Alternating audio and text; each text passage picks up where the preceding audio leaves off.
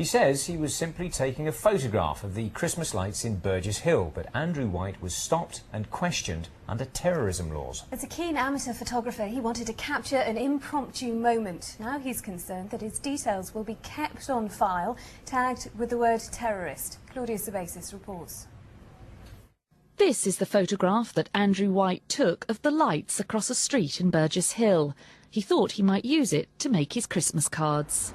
Framed up, took a picture and then walked on my way to work.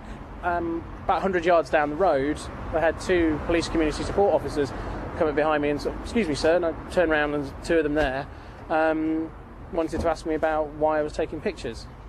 I'm an innocent person, I'm not a terrorist, and I don't like the idea that my name and address and so on are now on some database somewhere connected with terrorism. In a statement, Sussex Police said they established that Andrew had no sinister intention. They said his personal details were taken to ensure stops are being fairly conducted, but they're not entered into any criminal database. I don't think it's an acceptable use of PCSO powers, and I don't think it's an acceptable use of the Terrorism Act.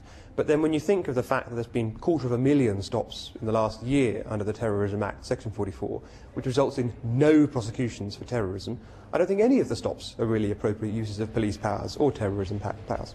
I mean, I think it's appalling that you can't go down the road and just take a photograph. Well, under counter-terrorism, I think is ridiculous, but I mean, if people are causing disturbances, then, you know, I think that's fair enough. Completely over the top. I think the country's gone a bit politically correct crazy, to be honest. Under the 2002 Police Reform Act, police community support officers have the power to demand the name and address of anyone who they suspect of committing a criminal offence. But there is growing criticism of the use of this power with regards to photographers. Last week, a BBC stills photographer was stopped by police on suspicion of being a terrorist as he took this picture of St Paul's Cathedral.